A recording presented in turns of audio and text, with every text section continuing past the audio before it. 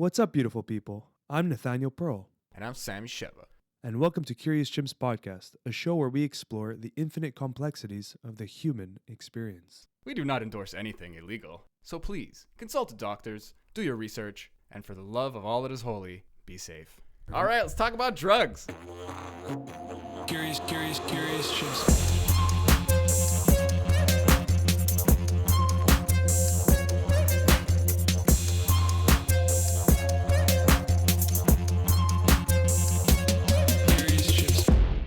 Dan, we gotta Yo. talk about some. Let's get to the meat. Yeah, okay, sure. Well, Let's fucking meat it up. well, we gave everyone a little tease. We're doing a little foreplay, but we got a very specific subject in mind today, Indeed. and I'm sure the world is aware of it. But if you're not, first of all, crawl out of your rock. No, I'm just kidding. I talked to a guy today who was like, "What are you talking about?" I swear, just today. Well, yeah. it's just, yeah, go on, sorry. So yeah, but there's a lot going on in the world, and we've kind of been talking about a lot of different subjects on this podcast, but we didn't really get into detail about the global events. And so this is really specifically about the trucker convoy, Mm-hmm. and just more importantly, it's about these crazy measures that are happening in life Mm-hmm. in our country specifically, Mm-hmm. and how it's kind of gone too far, Mm-hmm. you know, and people are starting to realize that this is a little bit, it's enough is enough kind of mentality right now.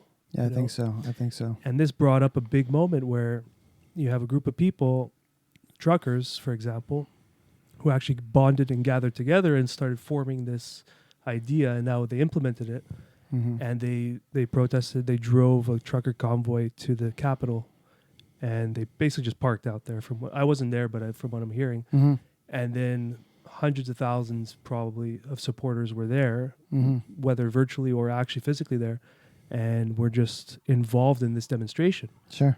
And Yeah. you were there, and you Mhm. documented it. Yeah. And from what I've seen, because I had about 10 friends that were there, and from their footage, I kind of got a great understanding of the overall picture. Sure, And it yeah. was a very peaceful, very beautiful coming together moment for so many Canadians. Mm-hmm. And then I see this other side. It's like a dark side. And it's a side where, You hope it's the small, exaggerated mainstream media thing, you know, but no one is sure, right? Where it's yeah, just like, who started this? What's the real intention? Are people being conned out of money? yeah. Is there a bunch of racist Nazis running the whole thing? But- And it seems like, I don't mean to interrupt you. No, but go for it. It just seems like I hope and assume that it's a hodgepodge, because it's just such a big event that there were multiple starting points, there are multiple avenues and reasons to be waving whatever flag, and people are just jumping a bandwagon that is too big not to jump on. Yeah. You know, but I'm so glad that you went there, that you felt the need to go there, had the Mhm. opportunity to go there, have the Sure. skills to document it properly, and Mm. and I have a lot of questions. I don't want to. Yeah, I just want to interrupt you. finish my point. So I saw the side of the attendees and my friends and just all those Twitter videos that people put up. And then I just saw this narrative that a lot of my other friends were following. And it wasn't necessarily a false narrative, but it was a very small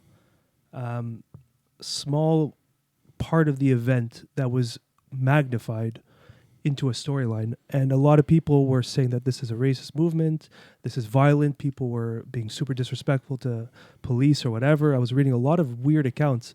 And then so on one side I'm seeing this beauty, and then on the other side I'm seeing more of opinion pieces of this negativity, and those talking points are being shared and repeated, and people were even ashamed of these demonstrators. Mm-hmm. So I think having you here will actually be a good way to kind of bring it closer to the truth of sense making of what happened. Sure. But honestly, from my point of view, and from all my friends that were there, it seemed, I would call it, majority of the experience was very positive and Mhm. not what is being kind of manipulated into understanding what happened. Sure. Yeah, I think it's also good for the people who actually don't know the details of the. Some are calling it the Freedom Convoy. Some are calling it the Trucker Convoy. First off, this started probably about a week to 2 weeks before the actual protest, right? So you had Predominantly truckers, but other supporters as well, driving across the country from as far as BC. There were some accounts of people from Newfoundland driving and meeting in Ottawa for January 29th. Also, today we're February 1st, so it's only been, it's been basically 3 days. So that's kind of the background. What I found really interesting is that a week before the actual protest on the 29th, 5 days before, a lot of Canadian news outlets were just reporting on the potential violence that's to come. Mm-hmm. 2 or 3 days before that, you had CTV and CBC. These are the major networks. Some of the major networks here in Montreal, at least, talking about how members of parliament are afraid that they're going to be, targeted for violence. Very slanted board before the game even starts kind of vibe. Well, that's exactly it. What I don't understand is how often do we have 5 days, 7 days of the news telling you that there's going to be a protest and that it's likely going to turn violent for like a week, basically setting the stage. And the story's already, like you said, the story's already set, right? They got to set the board before the game started. So I think that's something that's really important, right? Another thing is there wasn't really that much coverage of the movement before it actually happened, other than those kinds of accounts. In terms of news in the States, there wasn't really much coming out. Even though during the actual drive from various provinces and cities to Ottawa, there were like hundreds of people on overpasses just cheering on as cars and trucks passed for Ottawa. Right. Funny enough, Friday when my wife and I were driving to Ottawa. We're driving from NDG to Ottawa, so we're passing the West Island, right? So we're on the 40, and we pass Sources, St. John's, St. Charles, then we pass through Rigaud, and there are hundreds of people on each one of those overpasses. And in Rigaud, which is kind of, it's like the last, town before you actually enter Montreal if you're driving through. So it's kind of a decent rest area with a couple gas stations and food. There were like police officers on the overpasses as well in support. What we saw was like an entire rest area full of trucks, full of people, everybody just cheering as people were driving from east to west in that case. None of that was necessarily showcased that much. The only access to those kinds of stories and videos were like through social media. Mm-hmm. And it's only people to people, right? And then also there's always that caveat that if you post anything that is related to something related to COVID, automatically you get this sort of flag under your post. So I posted an album with the photos from the event. And on each one of my pictures, it says, COVID-19 vaccines are tested rigorously and this and that. And like, I don't even talk about the vaccines. It's very strange. Yeah. But anyway, the point is just everywhere now. All of this positive support wasn't coming out. And in fact, Justin Trudeau in a news conference was talking about how this is a small fringe minority. And this does not represent the views of Canadians, right? So imagine you've got hundreds of people on hundreds of overpasses throughout the country supporting these thousands of truckers driving to Ottawa, but that doesn't represent the views of Canadians. Like those are Canadians. Yeah. Like this is the thing I don't understand is essentially the media is telling us what we're supposed to be thinking, right? If you're part of polite society, this is what you think. And if you don't, then you're not part of polite society. You're not a true Canadian. You're not. And like that's very strange. It's like a poison dagger with multiple edges. It's like you're manufacturing consent then you're also saying like this doesn't represent us as Canadians. Mhm. And it's like you're saying, you're almost giving permission to be like, these are not Canadians. Mhm. You're giving permission to hate a small group of people. They're maybe not the majority, but first of all, they're getting bigger and bigger because like a lot of these people were on board at first. That's the thing that interests me is like, let's say it's 10%, 20% of Canadians. First of all, that's a huge amount of people. That's not something you should ignore, even if it's the minority. But second of all, that's like fucking 30, 40, 50%. Now, I'm throwing made up numbers out, okay? I don't... Oh, that was weird. Or just checking it. I don't know, you hit something and it went like... Forgiveness. What was I saying? Yeah, you're making it out like their view is not Valid. Valid, exactly. And the more like I have, I'm in Facebook groups, Telegram groups, Signal groups, all these fucking groups, and I realize that both sides talk about each other as if they're being duped. Sure. And it breaks my heart because it's like and I do it too. We all do it, but it's like you naturally are not gonna like look into the thing that you think is wrong. You're not going to be as exposed to it because you're not drawn in by it. So you're going to, obviously, it's funny that the thing you hate, the thing you don't think is right, you have less info on by nature, one way or the other. So it's like bias is inevitable. And people, myself included, even though I realize it, like you're just going to go through that. And I don't know, I don't want to, I'm ranting a bit there. It bothers me. Like, I don't know how to broach that at all. And it's like people just feel like they have the answer and that the people who would disagree with them are being tricked and are stupid and believe in the wrong things. And it's like, these people are like 2-3 times vaccinated. Sure. You fucked them over. They're pissed now. They didn't run out of like endurance. They ran out of patience. They ran out of like excuses. Sure. Yeah. And actually, that's a really good point that you bring up. Like, so I'm vaccinated and I went there because I went there for 2 reasons. The first reason is I wanted to see for myself what it was going to be like. Yeah, I hear the buzz too, Nate. You hear that? Yeah, I hear Is the it buzz your too. mic maybe? Oh, it's gone. It's okay. Yeah, it's good. Sorry about that. But it's better. So the first reason I went is because I wanted to see what it was like for myself, and I also thought it would be an interesting photography project where I could actually test something I've never done before. And then the other reason is that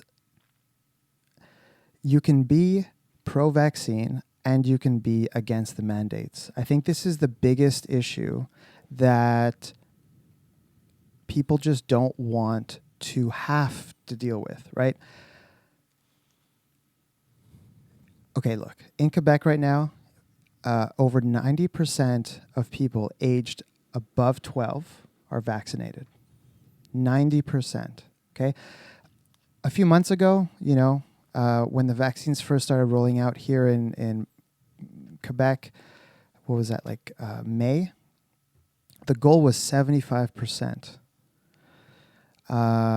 We got up there in a couple months. There was some delays in terms of the vaccination. Yeah, I'm hearing it again. Just jiggle the gray thing. There. Then it was like, no, you know what? We're going to need something like 85%. And again, look, this is a bit of a misnomer, but what was being used in the media was like, let's reach herd immunity with 75%. Let's reach herd immunity with 85%. Now, look, we know now, or at least from what I've seen, that's not really what herd immunity means exactly, especially not with the leakiness of these vaccines. But we hit 75, we hit 85, we're at 90%. And that's because there's a whole bunch of kids under the age of 12. So we hit 90% above the age of 12. And now we actually have more restrictions that have just been rolled out last week. And we have this mandate that is the primary reason for the protest. The primary reason is that the truckers will have to quarantine if they drive into Canada from the U.S. or have to quarantine if they go from Canada to the U.S. Yeah. if they haven't been vaccinated. Okay. So if you're vaccinated, then it's much easier for you to go back and forth. I'm vaccinated. I think there's a lot of reasons why people are skeptical about the vaccines, but I'm anti-mandate. And the two are not the same. And the thing is, when you have this story that is just boxing people into one type, like one group, if you hold one of the ideas of the group, you've just been sort of sucked into that group. And so I wanted to see what it was going to be like. Was it going to be all about anti-vaccine, anti-mask? Was it going to be violent? Was it going to be racist? Right? I want to see for myself, and I want to document what I saw. So just to start out, it was super impressive just driving to Ottawa, right? Like my wife and I are driving, and we see the first overpass, and we're like, oh my God, like we did not expect to see this. Like you see it on social media, but you don't think it happens in real life where you're living. And it's like, why not? You're in Montreal. It's like the second largest city in Canada. Yeah. But you mean like seeing tons of people kind of in one place for No. one reason? Seeing tons of people on overpasses with signs and flags and cheering as trucks pass by. And then you see these big rigs with flags and lights, and they're driving something like 70, 80 kilometers an hour in the slow lane, just like taking their time. And you see like, a section of 10, 15 rigs. Like a parade.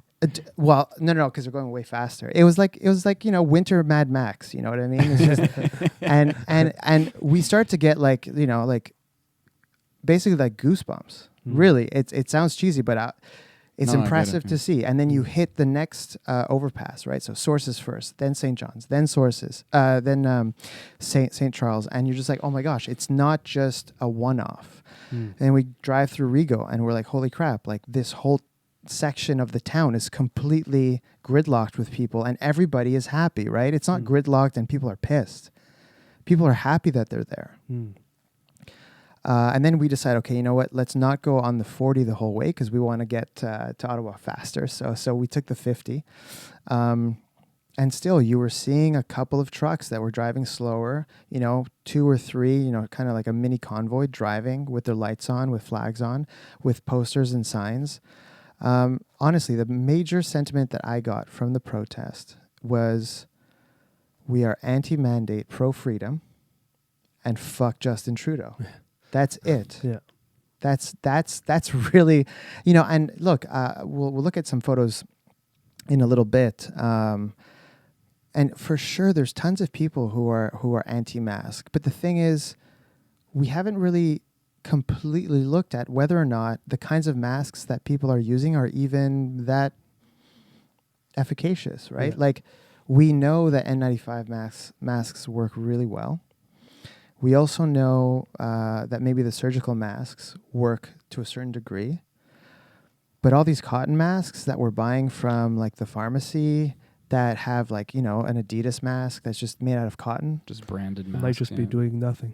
And we Yeah, we it's- know it's yeah. doing nothing. Yeah. There's been a lot of refinement with like the general scientific consensus amongst the laymen, let's put it that way, I guess. Sure. And for sure, like now that there's also like an air saturation issue. Okay. So if you're like hanging out, like people in a classroom kind of thing, Oh, masks sure. are not going to do yeah, anything. Yeah, Yeah. of course. Like there's things, if you're in public transport, if you're going to and fro kind of thing, maybe a mask makes sense. People were using masks in a lot of other countries. Like if you're sick, you just slap a mask on, or if you're afraid of getting sick, if you have an immunity issue, whatever the fuck, there's a million reasons to mask up. Sure. And it's just become normal now. I'm sure it'll just kind of always be part of the culture now, but it's just, there's a million examples like that. Let's just explore that point a little bit more because I think it's worth doing. Right now, you can't go into public spaces without a mask, whether or not it's a mask that works. So right there's an issue there. If we're going to mandate masks because it's for public health and safety, then let's do it right and actually have masks that I do see. something. You're talking- That's the thing. This is just it's hygiene theatrics, right? Theater, that's the word I was looking for. It's theater. Right? It's just Security theater. theater. Yeah. I love that term. It's So- fucking bullshit. So this is the thing is like, look, I don't necessarily know because not many people do know what like how, at what point masks are effective, or at least the cotton ones, right? Mm. But why are we pretending like things like thin cotton masks are helping when we know at least two kinds of masks that are effective? But we're not necessarily enforcing those. We're just saying you need to cover your face. Mm. You just got a balaclava But scarf. exactly. a Like gaiter. I can wear a balaclava and walk into somewhere, and that's okay, even though it's not doing anything. Mm-hmm. But if I'm not wearing it, I'm causing trouble. Yeah, And that always irks me. I think these inconsistencies are what's also fueling a lot of anger in people that have been doing everything right by the book. Even there's a lot of people that are just doing their own thing, saying "fuck, I'm going to do what I want," and that's fine. But there's people that have been following everything, and then they had their businesses, they were following the rules. Let's say a business owner, for example, and then all these new measures come in, and it's like we've been following the rules and all these things, and it's just like this is like the last straw for a lot of people. And we're noticing now that all these inconsistencies are still the main narrative, Mm-hmm. and there hasn't been any changes or more like being a little bit more specific on the things we've been doing, with the new science coming and saying that cloth masks may not actually do anything, and it's the N95s or the surgical. Or just a general lack of acceptance of natural immunity in westernized so cultures. It's all another these point, sure. pieces. There's a lot of Yeah. weird, big, glaring holes, like plot holes. if And you all will. these holes are not being discussed. And if you do discuss them, you get into a label game. You get a flag on your posts. You might even be shadow banned. I've been hearing from friends that they've after banned. having a few opinions online, then they start noticing. And I had a friend, she showed me this. She did a COVID post and then a regular post. Her regular post got like 20, 30 likes, and then her COVID post got 1. Sure. And it was like a very open, it wasn't a conspiratorial post or anything. And she did it a few times throughout the weeks, and she noticed that there was a big discrepancy. So whether it's shadow ban or not, whatever. But the whole idea is that these things and these concerns are not being discussed. Mm-hmm. And this is frustrating a lot of people. And that's what I think this demonstration had a lot of that as well, because you're vaccinated. You Sure. went to this protest. I know a lot of vaccinated people that were there. Exactly. And to say that this is an anti-vaccine protest Anti-science. or is just so disingenuous, because there's so It's many pejorative. Canadians. It's like you're Yeah. trying to insult The thing is, if underhandedly. if not even underhandedly, it's blatant, right? Mm. Like I think the person misogynists, doesn't think like they're look, insulting though. That's okay. No, that's no. obvious. I mean, when Trudeau Misogynist, Trudeau, like the Prime Minister of the country, gets on national TV and says these are misogynist, racist, anti-science, that was fucked up. who don't hold the views of Canadians, Hands down, fucked up. right? Yeah. Yeah. And how do we Um, tolerate them? That was another. Exactly. Yeah. Yeah, and it's like intolerant views. But to be fair, you went there out of kind of like a sheer curiosity. Like you didn't. It doesn't sound like you went to protest. Like you really just wanted to know what was going on and use your powers of documentation, sort of. I mean, look, I think there's so like just in general as a photographer, it's difficult to know how much of a participant or how much of a passive eye you're trying to be or you're supposed to be. So I can tell you that, like I said, I do support this idea of cutting back on some restrictions and not having vaccine mandates, especially when we have the numbers that we have, and especially when it's creating two classes of citizens. This is like really an issue. And look, I get it. I had a lot of friends who messaged me who were disappointed in me, angry in me, asking me things like, well, what do I think about the vulnerable who are essentially at risk because of these people, right? So I understand the concern. I just think it's inappropriately put on the people who haven't been vaccinated, okay? Because we know the vaccine is leaky, right? If it wasn't, at 90% vaccination rates, we wouldn't need all of these mandates, but we do. So we're continuing to social distance. We're closing businesses still. We're requiring people who want to go shop at Costco or Future Shop to show their vaccine passes now. And the SQ for weed and the SAQ for And alcohol. going to the Quebec liquor stores, you have to show your vaccine passport. And they're going out of their way in some, let's call them locations online, to change the definition of natural herd immunity, to exclude natural immunity, and to kind of like focus in on vaccination. Mm-hmm. And it's I like the word leaky when you say like it's, you know, it'll offer up protection and it's maybe let's just call it useful for the vulnerable. You know, like they use that word, the vulnerable, the older people, the immunocompromised people, all these kind of buzz terms, but it's not a perfect system, and you're taking like a small minority of people and blaming the entire pandemic on them in Quebec and Canada, and it's really like negative. Yeah, it's really it's divisive. It's very divisive, but it seems so transparent. It seems so like, what the fuck are you trying to do here? But the thing is, even if you're not a conspiracy theorist, you're like, this is like I talk to people who are like, their tune is changing. Like, it's almost like the politicians are like shooting themselves in the foot. I don't know. That's a good point, though, and that's what I think this demonstration was illustrating. Was just a collective like, I don't know fatigue of just everyone is fed up, and that's just a fact.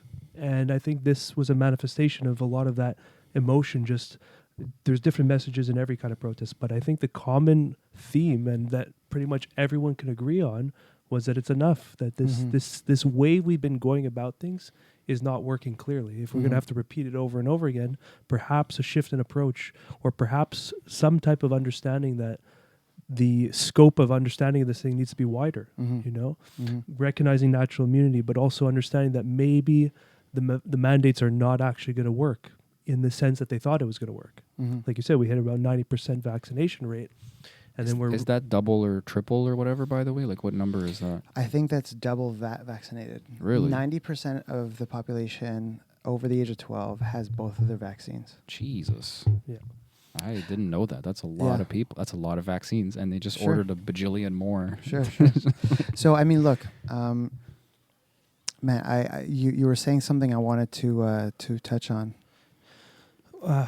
From that rant? Yeah. Well, I was talking about just everyone was kind of collectively fatigued. Thank you. Exactly. Yeah. So I think everyone is fatigued. Okay.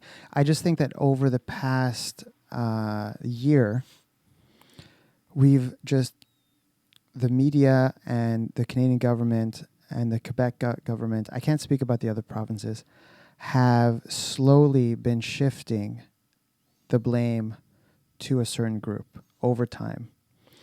And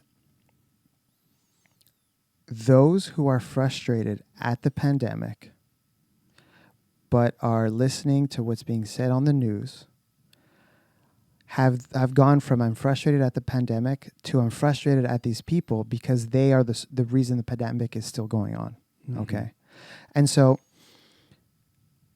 I just think everybody is fed up. Okay.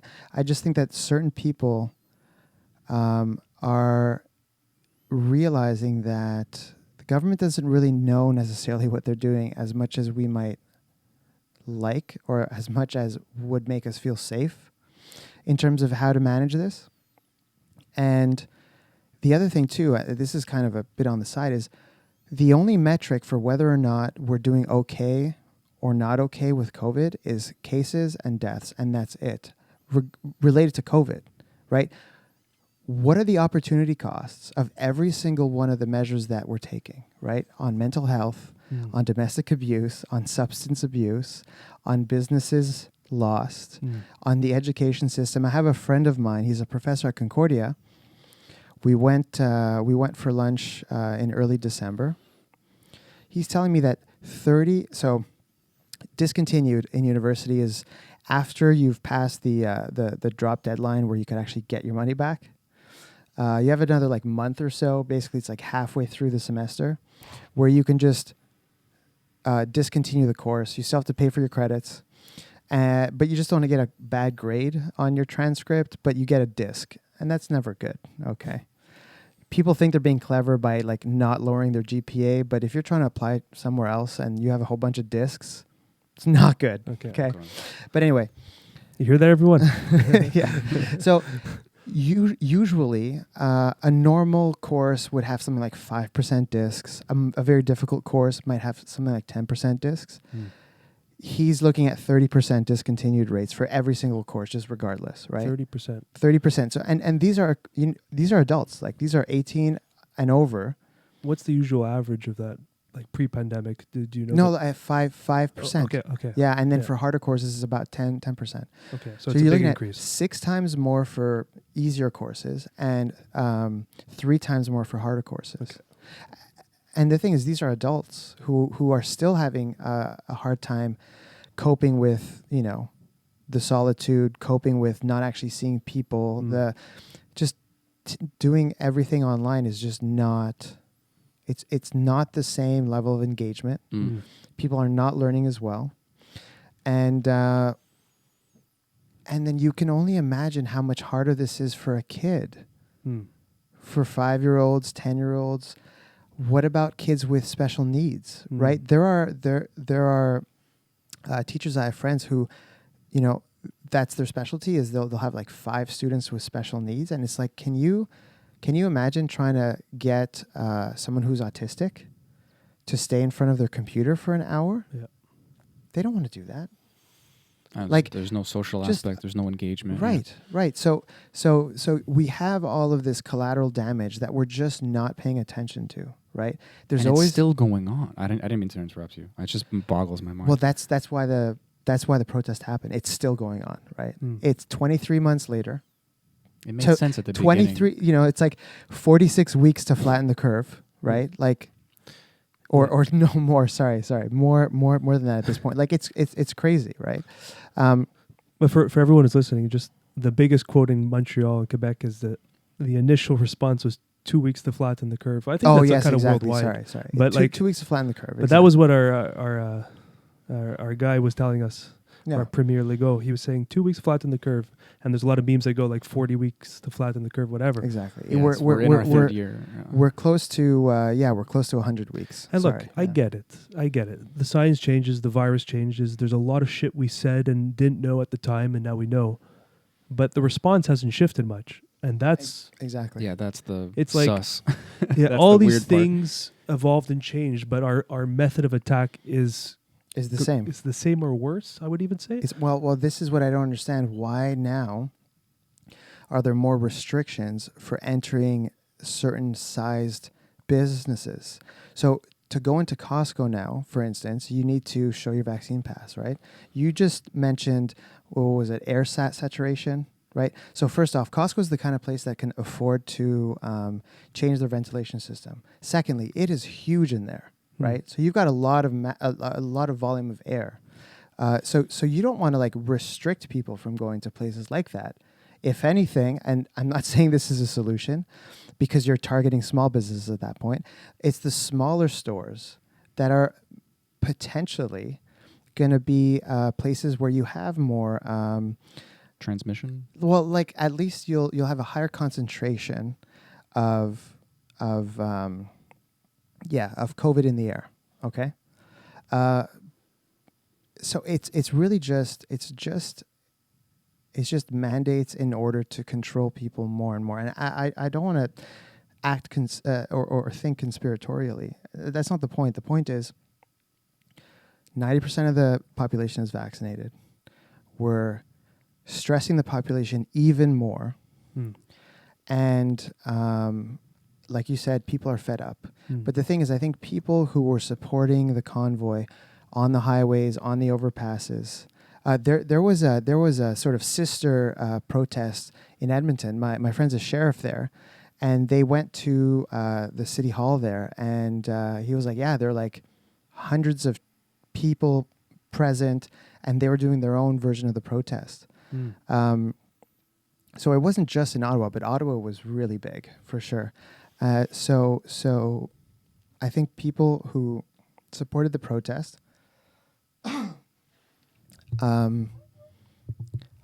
don't want to blame other people, right?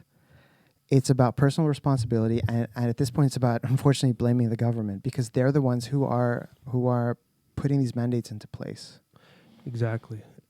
And I think part of the narrative, especially from these big news streams, CTV, CBS, whatever, and the government narrative is to keep the attention kind of off of them a little bit. And that's not even conspiracy. That's what governments do, is they For like sure. to kind of bring the focus somewhere else as they do what they do and take a less heat. So when the damage actually hits them, it's been hit everywhere else first. You know, it's been blaming this group. Oh shit, and the government too. So they don't take the full load of. Sure. Like a child shifting the blame. Sure. No responsibility. So Yeah. one thing on that, which is really interesting, and I do, invite your viewers to look this up. Look up flu season historically for the past like 10 years.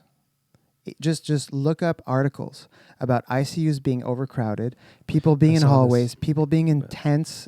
This was like a New York Times article from 2011. They're treating patients in tents. So look, clearly there's a problem with the medical system, or at least the management of our healthcare. Mm. So yes, it's really about diverting blame. Mm. And so I don't think the reason why ICUs are full right now are because of the unvaccinated. I think it's because it's decades of mismanaged healthcare, Underfunded. underfunded. You know, like again, we're in Quebec. We have the highest tax rates in the country, and we have the worst wait times in the country. What's that all about? Clinics shutting down, people going private. It's multifactorial. It's so complicated. I almost feel like just not talking about it sometimes. Like it's overwhelming to think, someone like both sides, like someone will say, oh, well, like look at all the people still getting sick in Israel and they have like a 99% vaccination rate. And it's like, well, if they're all vaccinated, only vaccinated people are going to get That's sick. true. So that's like the statistics lie a little bit. But But at the then, sa- like but- you're saying, the 10-year thing, like the hospitals Sure. have been overwhelmed forever. Mhm. And it's just like people die.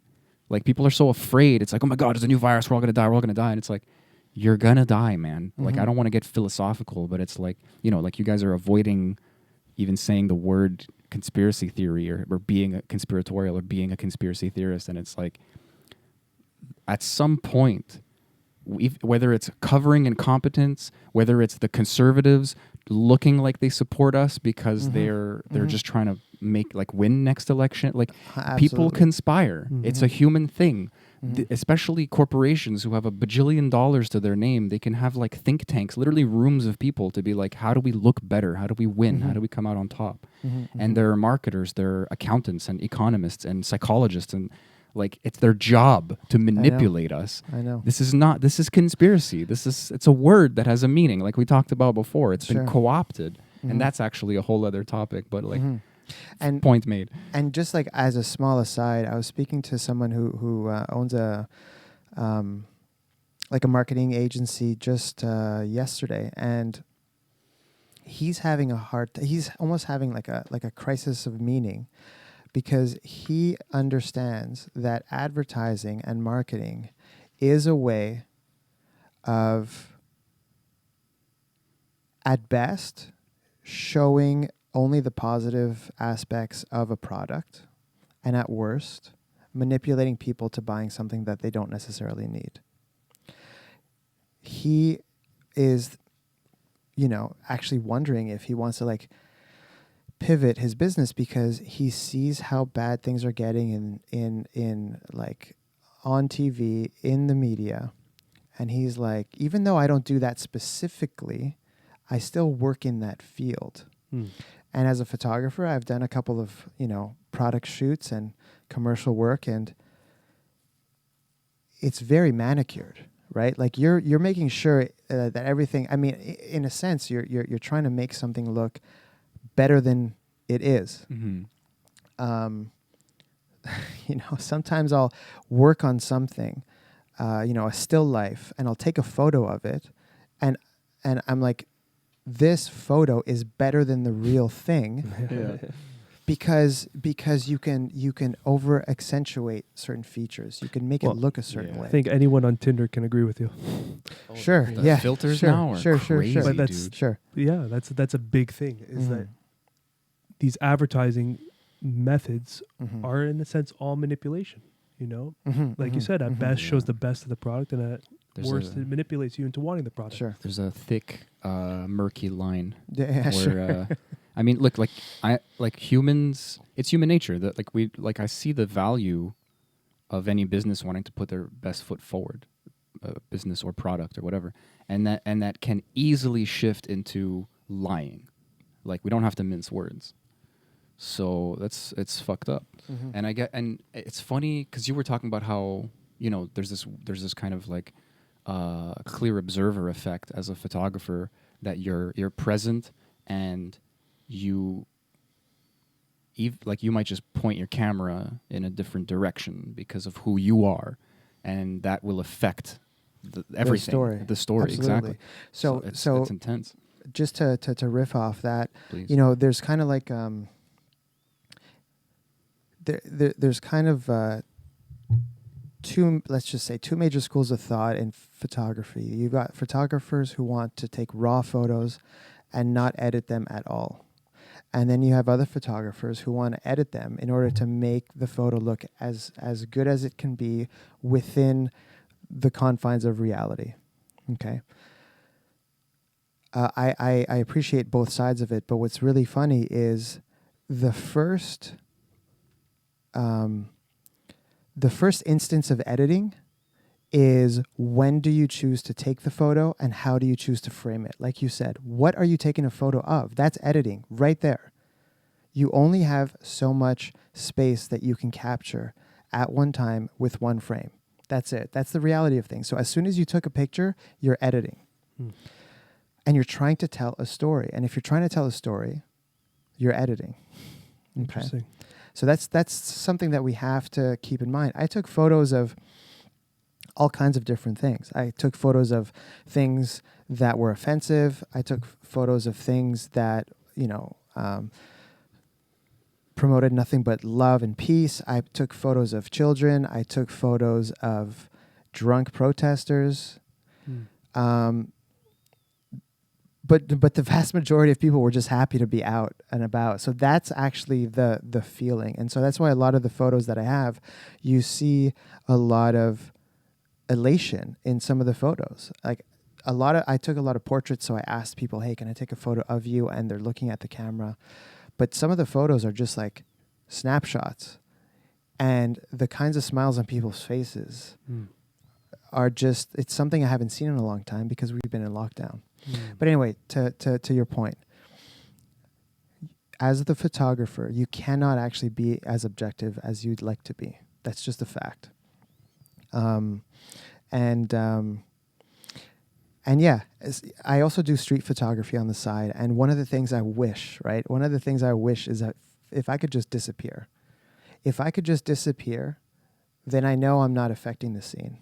Okay, because I'll take a photo and someone notices that I'm taking a photo and it immediately introduces something that changes the scene. And that's not the photo I wanted. I wanted the photo that was sort of untarnished. Before you got there, almost. Before I got there, right? So it's like, I wish I could just be invisible. I wish I could just float around and then capture the reality of the world. Yeah. Oakley has those camera That's creepy, glasses man. now. Yeah. Which I think it's Ray-Ban with is it? Facebook, right? Okay. But the I don't glasses remember- take I thought it photos? was Yeah, there's a It's camera on the fucking side. sketch, but now that you're talking, I feel like it's like the perfect tool for you to get candid photos.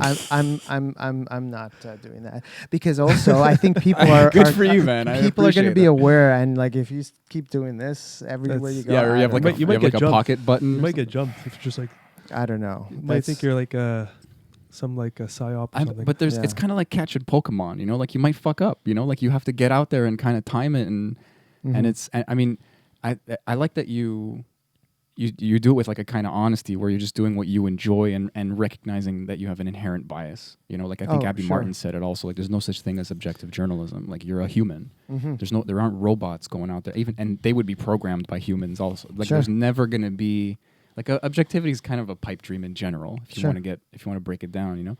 So, but I guess it sounds like you were trying to say, even though that there was just like a vibe at the Exactly. with the convoy and Mhm. everything. Like there's you know, like I'd love your opinion on why or even how people are getting this other side like so pushed down their throats, or I mean, maybe they're going for it of like it's Nazis, they organized it.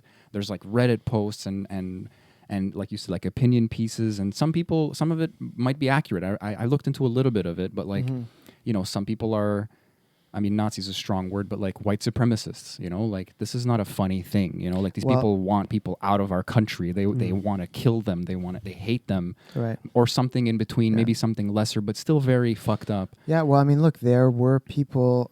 I didn't see it because I think it happened later or the following day. But there were people with Nazi flags, like the swastika. There were also Confederate flags, which again, I don't like. I understand the history there and Not why. as bad as a Nazi why flag. it's not. It's not at all. But it is offensive. So okay, that did happen, but. It's a When blip, you- it sounds like. Yeah. Again, look, I don't know how many people were there. Okay. Let's lowball it, honestly. If there were 10,000 people there and you have 0.1% of people that have extreme views, right? With a sample population that big, you get a big number, right? You'll get 10 people. Like that's a band. That's a group that can carry a couple flags and desecrate a war memorial. Like And you 10 can take some people's nice a little- photos. 10 people's a gang. Yeah. But if there's 10,000 people, and all of the rest of them were mostly peaceful, right? You know, the CNN thing, you know, fiery but mostly peaceful. Like, Yeah. why is it that if it's one story that we agree with, that's what we say? But if it's another story, you prime the population 3, 4, 5 days in advance saying it's going to be violent. Turns out it wasn't really that violent, but there were some people who, you know, put things on the Terry Fox statue, but then people cleaned it up. Like there are people who literally just like footage took of it that, down yeah. and they cleaned it up, and there's footage. People like pissed on the war memorial. There were people who went into soup kitchens and were demanding food. But again, it's like there's 10,000 people. This is There's going to there- be some assholes. there are going to be extreme types in any sample population that large. Exactly. I don't understand this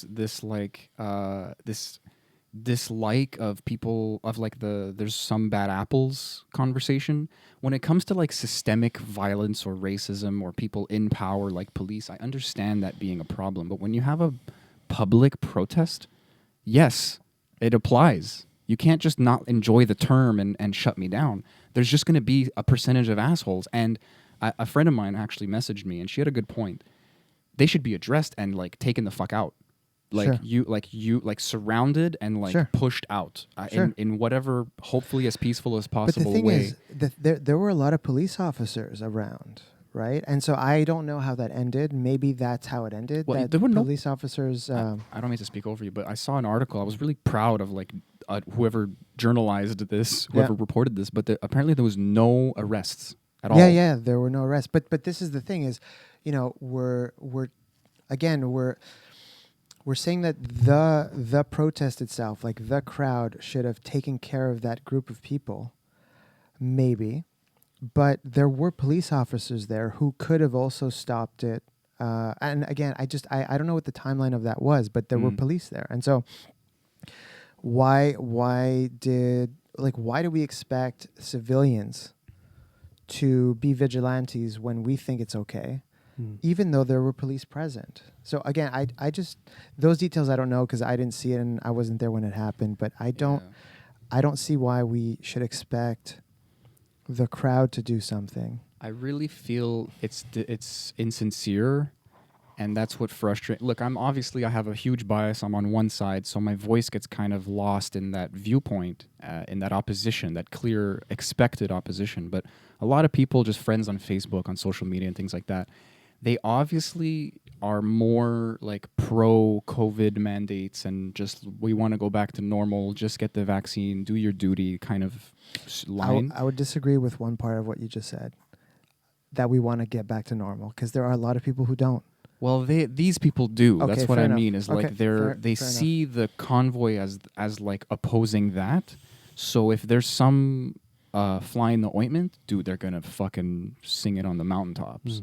And it's like I know I want to give it space because I know I do this too. But like, take a step back, bro. You're zooming in on like the assholes, and on top of that, you're not there. It's like those people who hated on Joe Rogan and they don't listen to Joe Rogan. You know, Sure. like go listen to the podcast.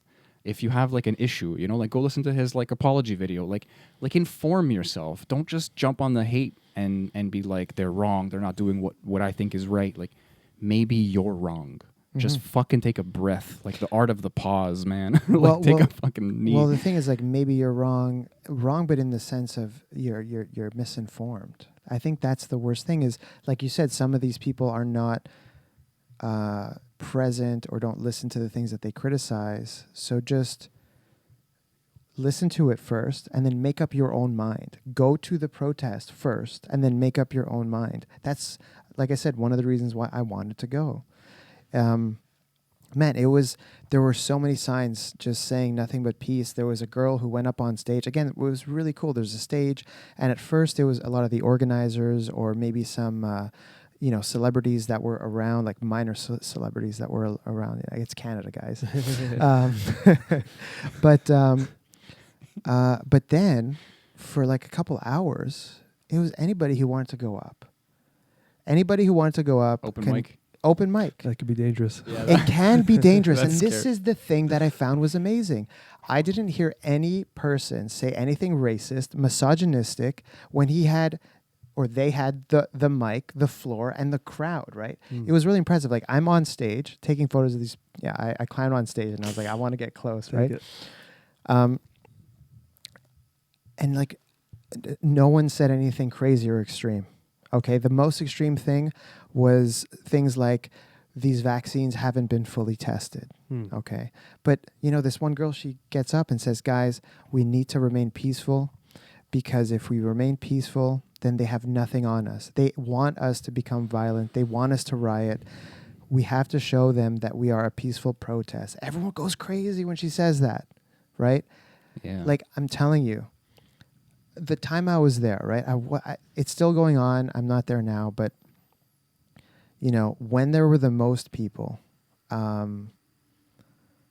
it was amazing. I'm not a patriotic person, but I felt really patriotic because I realized being it's there. intoxicating, man. Well, Protests are crazy. This is the thing. I realized being there that all of these people who are so angry at the government aren't only angry at the government because their rights and freedoms are being infringed upon.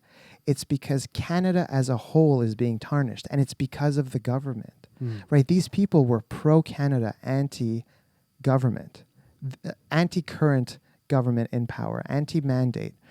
And I was like, holy crap, like, these people are here because the image of Canada, what Canada actually stands for, is being tarnished. And what this current government is doing is really trying to point the finger and be as divisive as possible. And this is why there are so many vaccinated people who were there who are against the mandates. They're against this overreach.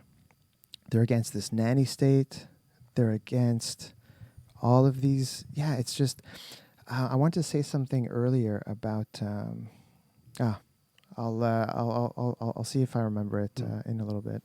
But I think it's important to draw that line, and you've been doing it a few times. But being anti-mandate, pro-vaccine, they're not one unit. It's not pro-vaccine, pro-mandate, and it could be the opposite as well. The mandate is its own separate monster, and look, you can justify it in a crazier situation with a more lethal virus, I think most of us would be on board with some type of mandate if people were dropping like flies everywhere. But we have data, we have time coming through, and we see the reality. And these mandates just don't hold up. And now it's become something more than about COVID. It's become something as a form of not, I wouldn't say control, but obedience. There's some form that the government is gaining power from. And any type of power structure, if you give it that edge, it's not going to give it back to you. It's going to keep taking.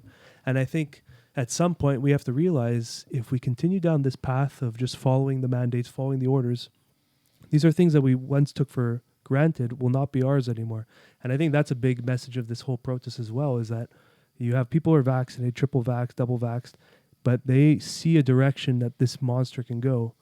If we don't contain it, if we don't stop it, if we don't cut it at its source, it can get quite dangerous how far this thing will evolve, you know?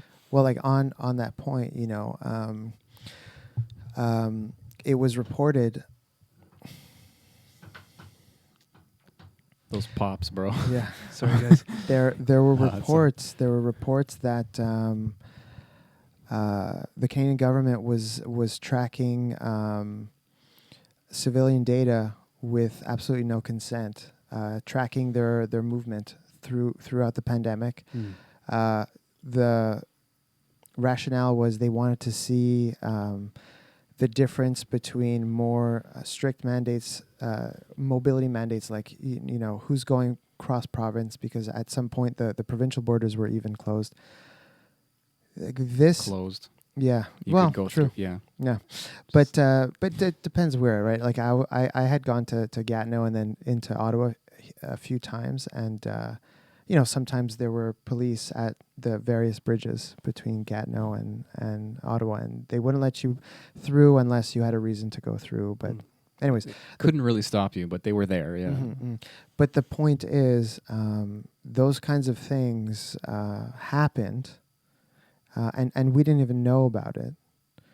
And if you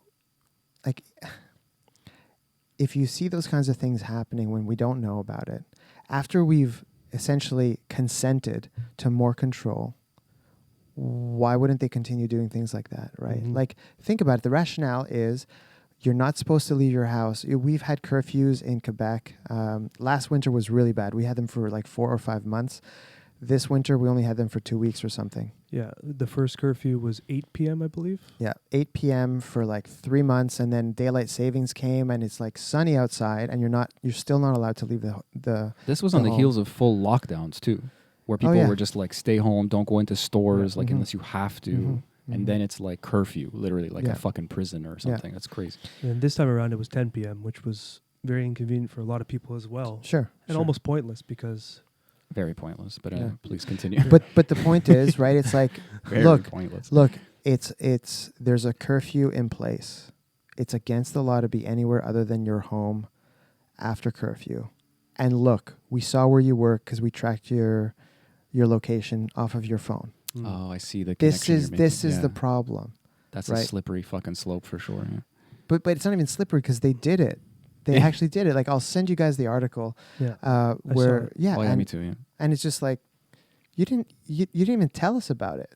You know, it just happened. Anyway. It's funny how we sound like we're talking about COVID when we talk about the government. You know, we're worried about that things could get worse, and we want to take precautions now that can be inconvenient for most of the country. But if they get as bad as they could, it's horrible for everybody.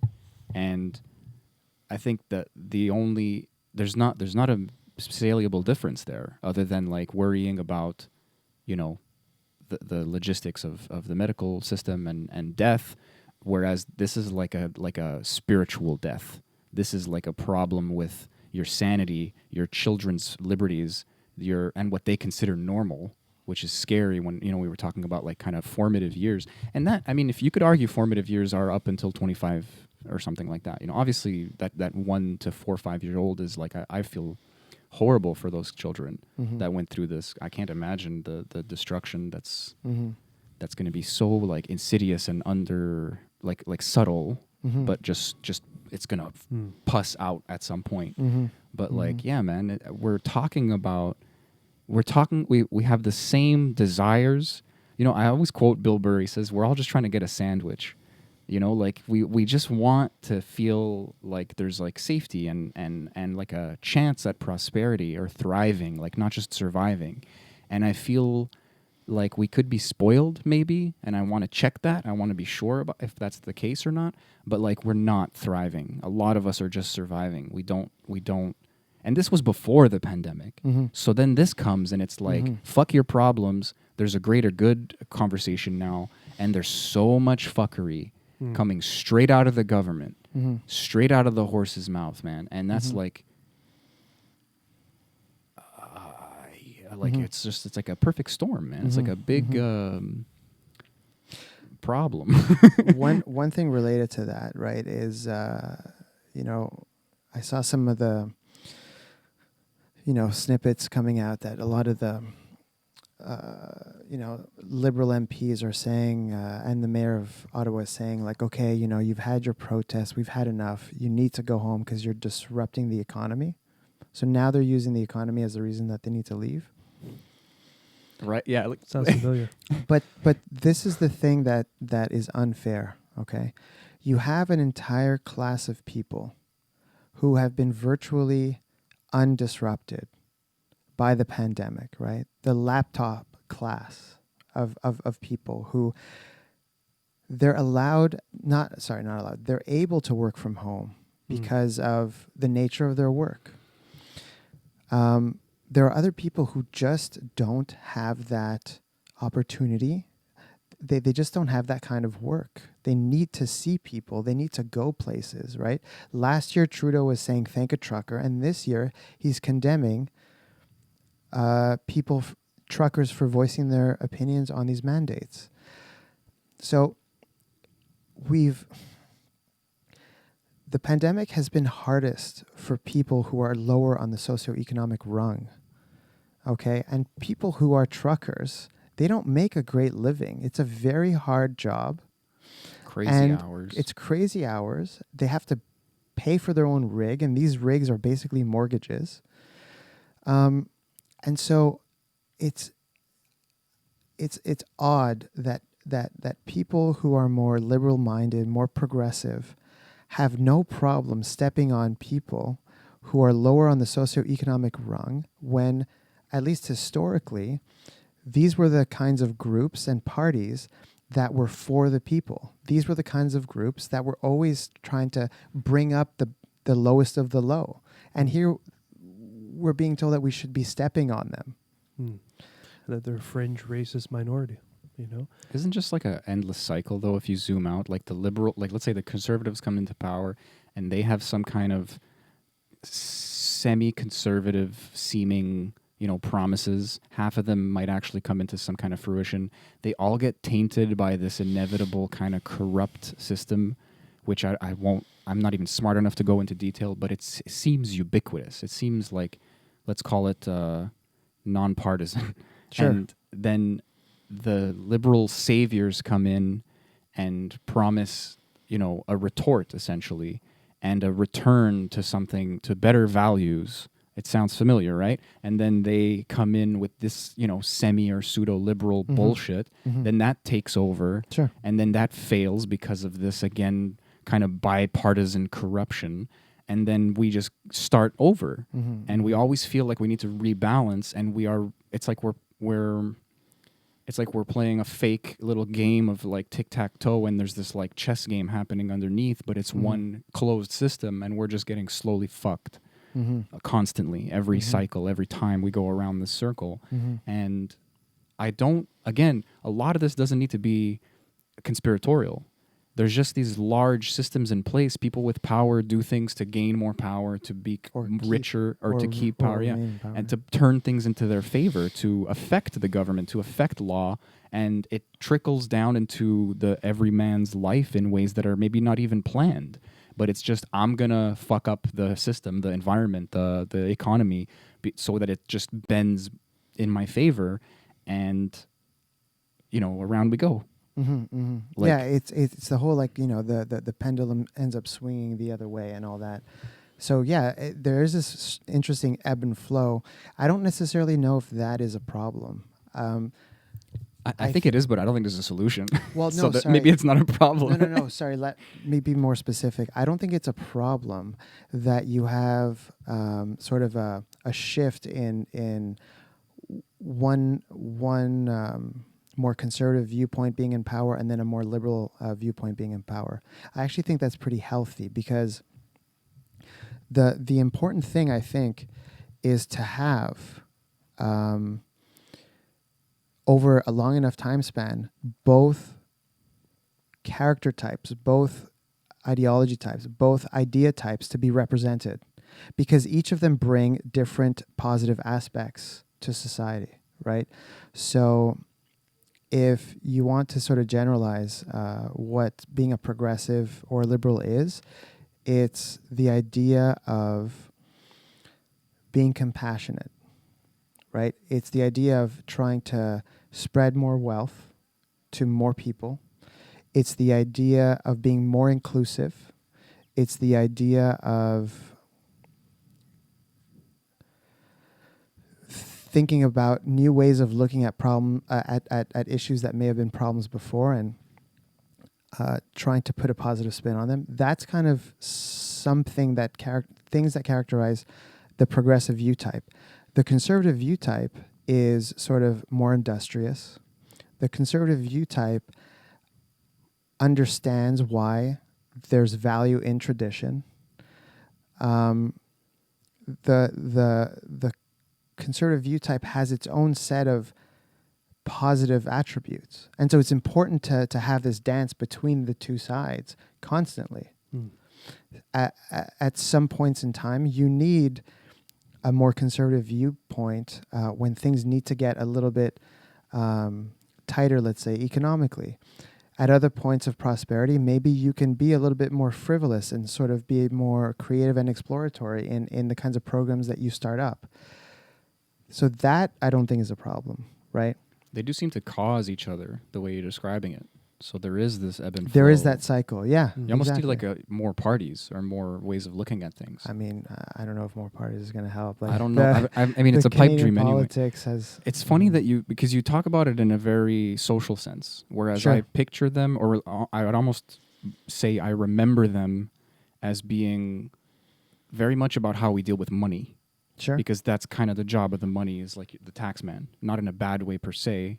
Sure. No one likes taxes, but like it'd be nice for them to go where we want, and Yeah. they're kind of not going anywhere because they're kind of stuck between two ideologies sometimes, or maybe there's corruption as well. There's always obviously corruption as well. No one will argue that anymore. But yeah, I don't know. Like I would describe it as like money, like literally like spreading out the wealth if you're more liberal, and evening the playing field, and it trickles down into all those social aspects as you mentioned. And then conservative is more like winner take all.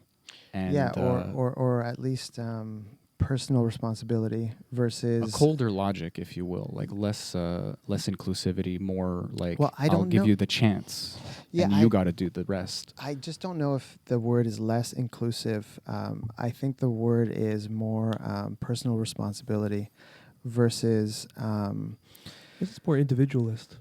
more individualist. Yeah. There's so clearly a middle ground there. I feel like there's just, I don't know. I don't have the But that's the words. dance. That's what you've been talking about. And I Sure. think they serve each other, because we go far into one side, and then there's a recoil effect or a elastic band effect, and then we go into the other side. But I think we're going very far into one direction. Not the band. The band? Yeah. But I think the pendulum back is going to be very interesting. And Yeah. I'm noticing some of the Conservative Party members, Pierre, I forgot his last name, Poilievre. Yeah. I think he's one of the only politicians that was attending these rallies, these demonstrations. Max Bernier, the leader of the he's PPC, another was there one. as well. Yeah. But he's a little bit like, he has some excellent views on the COVID situation, but I'm not too sure about a lot of his other policies. Or Sure. whatever. But these two guys were there, and I think there's something they're recognizing that there is quite a bit of demand and calling to that side. And I think they're going to play a role in some type of way back Sure. to the middle ground, you know? Like and one like so I really do like a lot of the kinds of and again it's they're sound bites, right? You see clips of Pierre Poilievre in Parliament, sort of. He has a really good one. It's like, what is money? He talks about it for 10 minutes. You know, it sounded like the kinds of things you'll hear Bitcoinists, you know, people in crypto talk about, you know, like I really like listening to those things. But the thing I'm always keeping in the back of my mind is that he is a politician, and these people want to get elected, stay elected. So as much as I agree with a lot of the stuff he's saying, I just have to be. I don't want to be. Yeah, I don't want to be naive. I'm with you on that, and I'm losing. Like, I used to be a big fan of Pierre, and now I'm he's kind of. Although he's going in that direction, it's chiseling away at my trust towards him. Sure. Because anytime there's like a radical shift in a perspective from a politician, I start to get weary that they want to get reelected, they want to win. That's the game, right? They're playing a game in the end. Yeah. And they're playing on high levels of emotions from people. Yeah. So And so, sorry, I haven't been following him that long. It's really just a couple clips here and there, like particularly during the pandemic. And so I don't know how much his views may have changed or not in the past. But he seems pretty consistent for the past few years. But like, regardless of that, it's just, he still is a politician who is theatrical in many ways. I love his spiels. They're great. They're poignant. Yeah. He doesn't hold punches, but like in anyways, I'm not going to get into that, but but he is a politician, right? You've got clips of Trudeau in the past saying that, you know, what this country stands for is freedom and the right to do whatever you want with your body. And this is from like 5-10 years ago. And then now he's mandating these vaccines and saying that if you don't take this vaccine, that you're anti-science and that you don't have a right to cross the border and travel. Like, but you can look at things even more recent where Trudeau said at the beginning of the pandemic that there will not be any passports, that's just not what Canadians will do. And then fast forward 6 months. They systematically. But this is what is creating that sentiment that you went to is not just one thing. It is this feeling that of betrayal, of being deceived, and so many things that are creating this kind of vibe that you went to. Although there is very specific messages from different people, the overall sentiment is very similar, that people are just fed up and annoyed by not necessarily getting what they paid for. If you think about it like that. Yeah, sure. You know, we were told one thing and it went in such a fucking different direction, but there was never an apology or a kind of an acknowledgement that they weren't sure, or even just a redirection, an honest redirection or an explanation. So many people are left without explanation. If you own a gym or a studio, a yoga studio, whatever you want to call it, I know a yoga studio personally that they followed the rules. They shut down. They actually went out of business because of the previous lockdown, had the chance to reopen, did all the rules, checked the vaccine passports, did it all, re-shut down again. And it's like, what do you do with these kind of people? Like, this is their livelihood on the line here. They took a risk to start a business. They employed tens of 15, 20, 30 people, and they're just going back in the same steps. So who's speaking for these people? Pretty much no one. So that's obviously a subcategory of who was probably at these kind of protests, but this is the public sentiment. People don't feel like they got what they paid for. They really do feel deceived. That's what's going to radicalize people. I don't want to use that word lightly. I'm sorry. And it's a scary word. Yeah, but it's what's going to, let's say, activate people to be like, what the fuck is going on? And like you're doing everything you're supposed to. And as a leader, to double down on what you've been saying and this narrative that you're pushing is going to create a very scary reality, because you're literally isolating a group. Small or large, doesn't matter. You're saying that they're this, and this, which they are not. Maybe some are, but that's the 1 out of the 50,000 or 1 out of the 10,000 or the 10 out of the 10,000. Majority aren't that. in that group, and now you're calling them X, Y, and Z, you're going to create something very dangerous. Yeah. And that's my fear, is that division. And I think what the trucker convoy demonstration really was about unity. It was about Exactly. bringing people together, and that's what you felt when you were there. Absolutely. That's what my friends felt when they were there. And allowing people to speak as well. Yeah. Right? Anybody could go up and speak. It's also like I felt like there was this cathartic scream of everyone there just being like, I'm outside. I'm around people. There were little dance parties starting up where people had like speakers and people were just like dancing outside. That's cool. A couple people. Okay, so there were a few people just having beers and stuff. There are some people who were getting belligerently drunk. Right, that's just what happens at big events. So you had people. It was just like, it was primal. You got to go back outside. You got to see people. You got to talk to strangers. We don't. Cherry on top is they didn't get to. They did it despite the mandates. They're like, we're gonna fucking take this. So it's like I that even saw extra footage flavor. You know? that everyone just went into like a shopping mall, and this mall had like maybe 5,000 to 10,000 people. Like it was packed, and people were just eating at these restaurants that opened up for them. Sure. And it was just like, this is. And they're not wearing masks. Yeah, they were wearing masks. They were just doing their thing, and everyone was high-fiving, hugging, and going back to basic human things, you know? An actual sense of community. Yes. Yeah. And we need to start restoring that. We have to remember that. That's the thing is, I was watching this like dance circle start, and it's like I had forgotten that I had forgotten what this is like. You know what I mean? So imagine you having that reference point, and a child growing up today, let's say first year of elementary, grade 1, and they're just in this isolated state with no reference point of what the kind of past we had. Not knowing what they're missing. What it's supposed to be like. Yeah. And, you know, we So know that is scary. we know kids are more anxious now because of things like social media.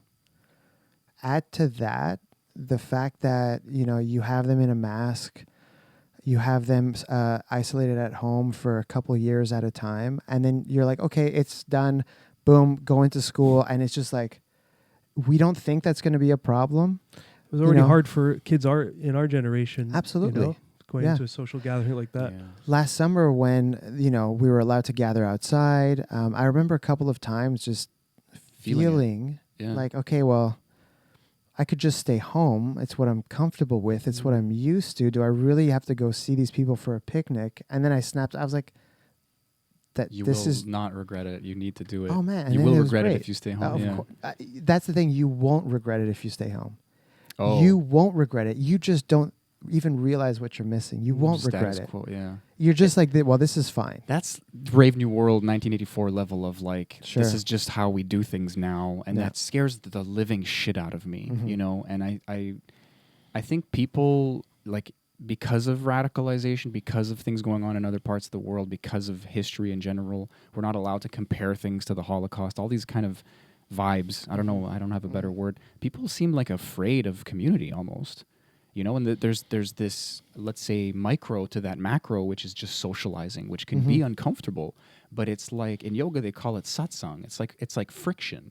You know, you go and talk to people and you find out if you're fucking crazy or not. Yeah. And then you course correct. Yeah. And it's like, it's not about being proud that I live in a certain part of the world. It's about doing things as a group of people, with the people in my proximity, so that I can have the power that is granted to me as a human being. That we can shape ourselves like into something bigger and stronger. And that's all industry. That's the power of humanity. It's not the tools. It's the fact that if someone, like 7 people thought of a tool, 14 other people made it better, 20 other people made the language to like make you understand how to use the tool, and then 100 other people made a process to make 100 of the tool in an hour. And like we're our power is manifold, but one of them is the group. And we're like ants in that way, and in the things that we produce sometimes unconsciously, but we're not ants, man. We're like spiritual monkey ants, you know? Like I don't know what to call it. Like we're something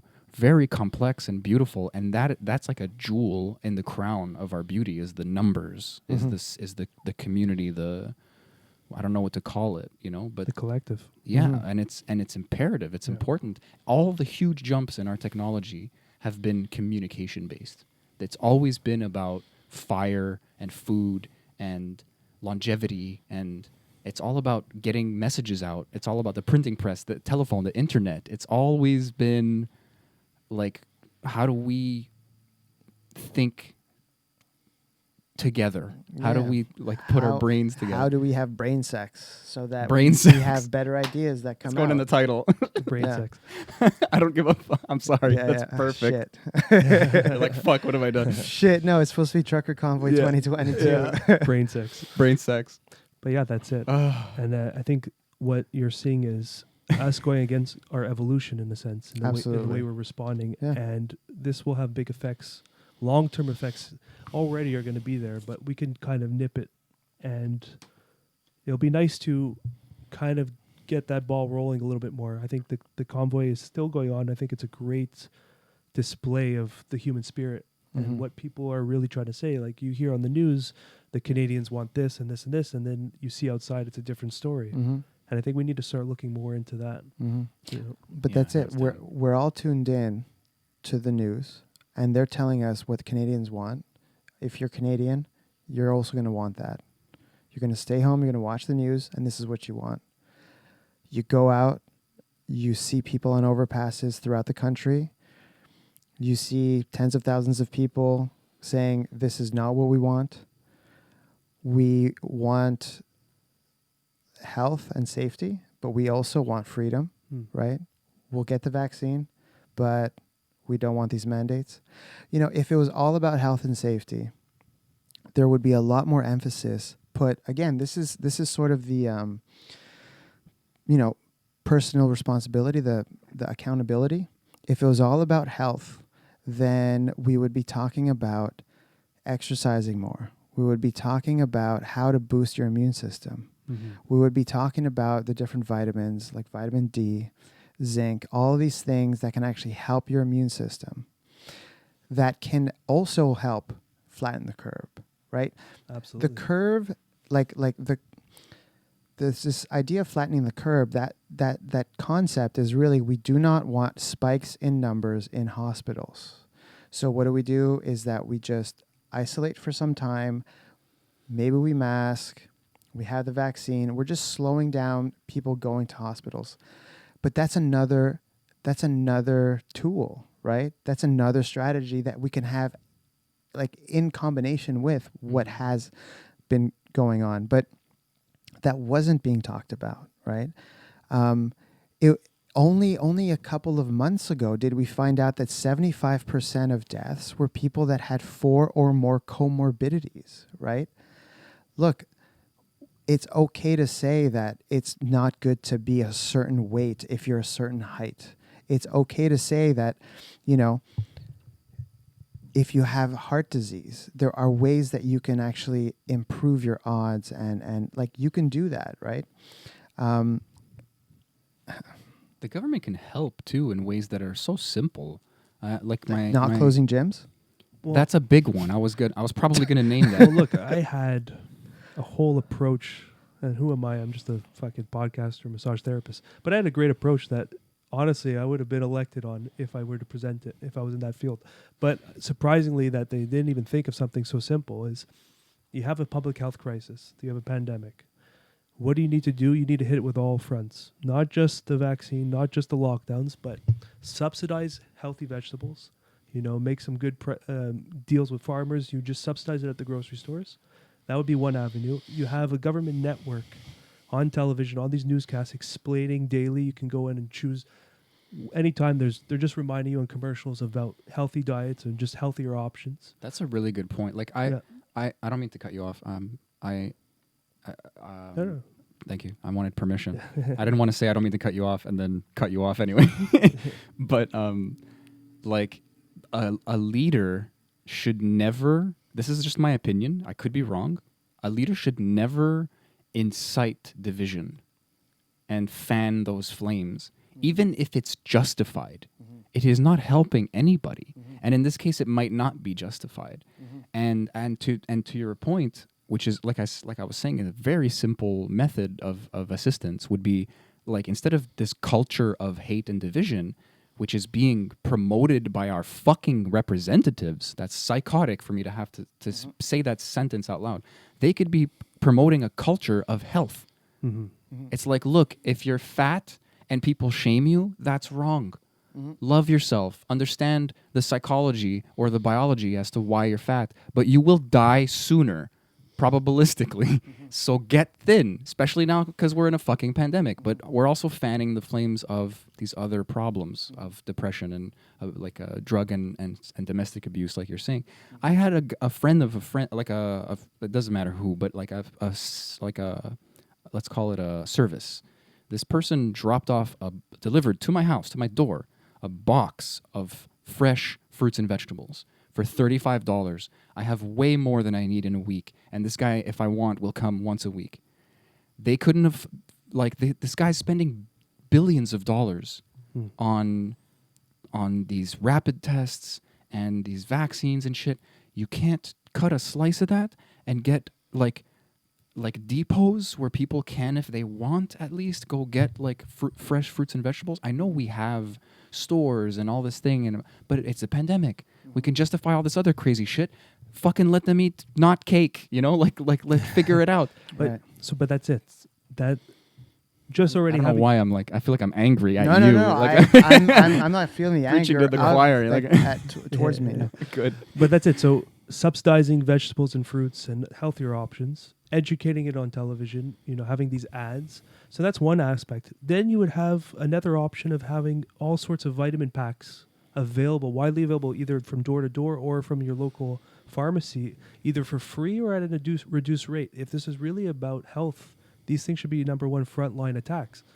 And then I was even thinking of having daily fitness classes on like a government network where they can even hire trainers from around the province and around the country that can just join in. One day they'll do their class, the next day a different trainer from a different province.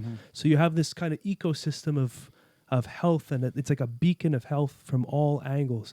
Then you have some early treatments that you can check out if they, you can explore. There's a lot of debate around that.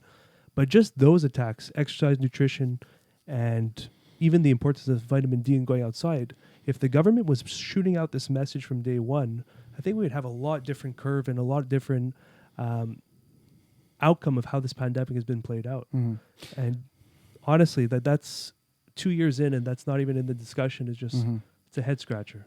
Yeah. So let me just kind of touch a few of those points. I think they're all really good points. I just have to start by saying that. I think the government. Now he's going to crush them. No. No, I think the government definitely has to inform people and talk about those things which they haven't been doing. I'd just like to add one more point. Sure. Is saying all these things is not saying the vaccine is not working, the vaccine is ineffective, all these things are ineffective. Sure. It is an addition to what has been 2 years in, you're totally justified. I think people were saying this stuff at the beginning and we don't know what works and stuff, but now it's much more, let's call it reasonable to be calling for this. Yeah, but it's funny how you can say these things and they get interpreted as, oh, so you don't want the vaccine. No, I'm talking about a faceted approach. Exactly. Well, the thing is, look, the vaccine's not going to help you with your comorbidity, right? The vaccine might also be a problem with that. I have no idea, but let's not go there. You're right. But the vaccine is going to help reduce symptoms and potentially reduce the possibility of spread. But it's not going to help your lipid profile. It's not going to help with your psychology, your BMI, your mental health. It's not going to help with those things. But back to what you were saying before, I think you're right. Having different channels, having government ads, because I forget what the numbers were, but the Quebec government was spending some ridiculous amount of money every single month on like COVID marketing. Yeah, right? Millions of dollars. Let's market those kinds of ideas, okay? But then what I was going to tell you, Nate, is like that's the entrepreneur in you. Don't expect the government to have those plans. That's a really good idea. Figure out a way that you can make that something that you can actually offer to people because people need it right now. And this is the thing, I think, between a more progressive mindset versus a conservative mindset. The progressive might want the government to do that for people, and the conservative says, I'm going to do it for people.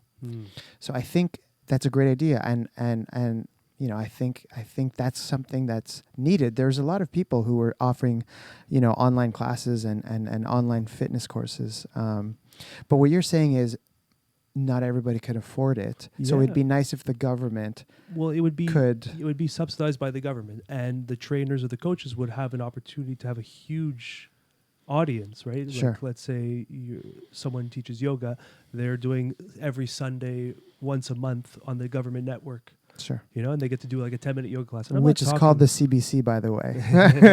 I'm not calling it like I'm not saying it's like an hour-long routine. I think it's like a 10-minute dumbed-down version for like the average person. It could be like a small, like those lengthy commercials, like those paid-for programming Exactly. things. And then it's like for 1 week they talk about like good form and like cardio and like a Or bit every sleep. day is better Why than nothing. like Sleep these is- things that we're finding out on Andrew Huberman's there's a lot of podcast example. and all these amazing podcasts. But if you think about it, we are a very small group of people that are tuning in, 1 million out of the population of the world, let's say.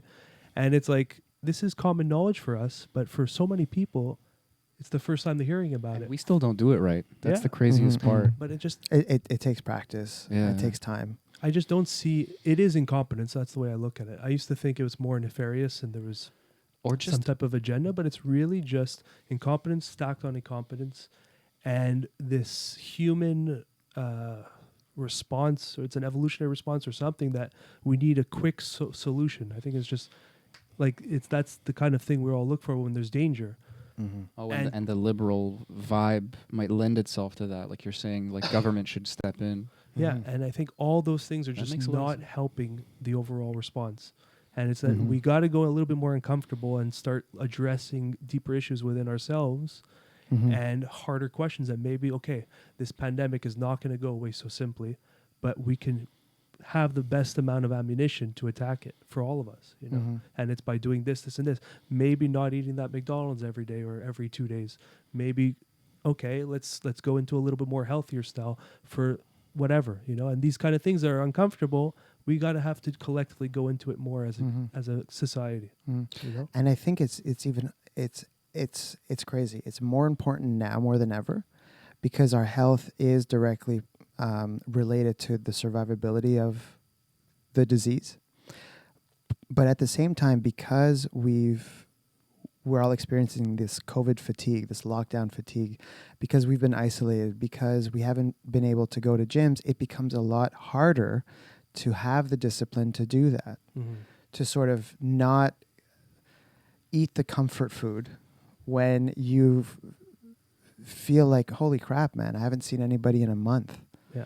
I have a friend who they told me that they sometimes spend four days not even opening the door and going outside for a walk. They don't have to. They have enough food. They're working from home. That's and they don't have to go outside. And they're okay with that. They know it's not good, but they're kind of okay with it because they feel safe. And and how many people are in that are maybe not okay with it, but just have no other option, you know, or maybe just terrified, maybe have high levels of anxiety. Maybe they live in a studio apartment and it's just everything's confined in there. Like there's so many cases like that where it's not even a choice for some people, you know, and that's their experience. It's, look, man, we got to come at this holistically. And I think, is it heading that way? I'm not too sure. I think more people are starting to have that question in mind. And these studies that are coming out after 2 years that are saying, hey, there was a lot of comorbidities. That's a good sign that we're learning more about it. But it's like, guys, we gotta educate ourselves more and faster to have a better approach. Hey, we did a pretty long, almost 2 hours, I think. Oh, yeah? Yeah. Do you still want to go through some of the photos, or do you want to end it there? I think we can go through I have 30 photos. I cut it back. I remember last time I had like 100 photos to show you. I think it would be nice. I think for the viewers. Okay. I think. Do you want to voice over it and we flip through them now? And then we could just show them like last time? Yes, exactly. That's what we'll We'll do, yeah. do the same thing. What I'll do is we'll kind of pause and then I'll sit down and then we'll. Okay, cool.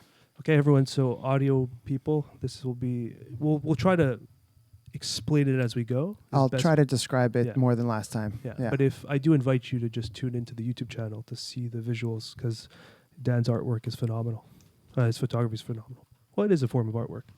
All right, we'll be back. It's so hot in this room. Yeah, it's pretty warm. Hey. Keep that. You're using Keep that in. That's, we're back. That's the start.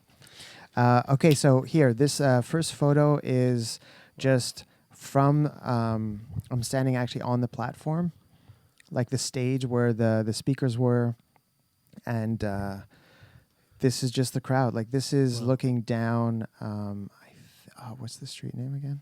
Wellington? Yes. Yeah, and you could see that there were a lot of people. Here you've got a guy just yelling with a sign behind him that says "Control," and this photo to me is like that cathartic scream where people were just letting it out. They've been bottled in for so long. You know, like a couple times people like started singing the Canadian national anthem, just like people started to chant, you know, freedom, freedom, just like spontaneously, right? You used the word elated before, and like I'm looking at this guy's face. His too face on the is set. just like, you know what I Staring mean? into the sun, like yeah. But the biggest kinds of smiles, you know. Yeah. Again, you really get a sense of how many people were there. Just to give you guys a background of what techniques I'm using right now. So I was using a super wide angle lens so that I could just capture a lot at once. And I also had a flash in my hand. Very old school style. If you remember, it was like, you know, Dick Tracy style. You see like the photographer holds a flash and goes, like you said. Yeah, those bulbs that explode. Yeah, Cool. yeah. So that's what I was doing, and that's why you get this nice flash of light, because otherwise it would be very dark. Yeah. And also you'll see with some of the portraits and the speakers, it really highlights them. But again, that wide angle look is going to give you this distortion, which I wanted. You know, I usually don't shoot like this. I shoot more telephoto, more like individual portrait style, but I wanted to get a sense of the fullness and the closeness. Nice. This is one of those spontaneous dance circles, right? So people were just dancing and just enjoying themselves. Yeah. This is like actually on Parliament grounds. I like that photo too. The sun in the background. Yeah. Yeah, so this is something that you can't do if you don't have flash. So the reason why the sun's here and he's well lit is because I have flash. Otherwise, there'd be a silhouette. He would be dark. It's true. It looks almost like it looks almost fake. Like it looks like he's like photoshopped in. Yeah. That sticking out. Make sure you're on the mic. Oh yeah. Yeah. Pop. Yeah. that's actually what I wanted. Almost this cartoonish feel. These big, bright, bold colors. Yeah, so that's why I use this setup. Again, here, this is the Parliament grounds. It's just full of people. You know, signs saying things like "Stand up for your rights," "Freedom is our birthright," "Freedom for all." Thank you. Thank you, truckers. You know, like really, the overwhelming message was, like you said, togetherness, community, and freedom. Well, you know, everyone has their individual reasons why they're there. Sure, But sure. that vibe that you kept talking about is this sentiment of just we want our lives back in some sense. We want what was taken from us that shouldn't be taken from us back. And that's kind of what's being illustrated here. So related to that, walking through the crowd, and so I've been to a few protests in the past. My wife, this was her first one. She turns to me at one point. She's like, "It's so funny. Every time I ask someone if I could pass, they just look at me and smile. Every time we got bumped by someone, just even lightly, they would turn to you and say, 'Are you okay? I'm really sorry. Are you fine? Are you good?' Like everybody." And again, I think it was to go against all the hype that the media had been trying to build with, 4 days of it's going to be violent, it's going to be violent. I think everybody was, on their best behavior. on purpose. We're very Canadian, very polite, right? And so you have all this positive energy. You have, you know, people who, like I said, are, you know, happy to be outside, but they're still being polite. They're still letting you pass. Yeah. They're happy to let you go in front. You know, it did not take me that long to go from the back of the crowd to on stage. Wow. Like a concert, like everyone's very aware of the danger of a crowd. Sure. And there's a few. I mean, there's a photo here. So right here, I climbed up onto this logging truck, and it was actually pretty freaky. And I used to rock climb, so it's not like I'm necessarily like the worst Right. person to be climbing or afraid of heights. But you know, there's a sense of chaos in the air. You know, you've got like 30, 40 people stacked on top of these frozen logs that are up like 20 feet in the air. Oh, jeez. Yeah. And there is some drinking, and you're losing your footing, and it's icy, and there's no rail, but people were helping you up. People were asking, do you want to go down now? Do you want to come up now? Let's make space for everybody. There was chaos, but it was positive. So here there's a girl with a sign that says COVID mandates are anti-science. She almost looks out of place. Like she looks so happy. Sure. And the thing is, if you look at what's happening in other parts of the world, they're pulling back on restrictions, while here in Canada and Quebec, we're actually doubling down on some of the restrictions. You know, this unvaccinated tax idea that Legault was floating around, like that is not a good idea. Officially dead in the water, by the way. Yes, I saw this morning. Here you've got another woman with a sign that says Trudeau is a dictator, and a shirt that says F Maple Leaf CK Trudeau. So fuck Trudeau. I don't know if it means fuck though. You can't assume that. It could mean fack.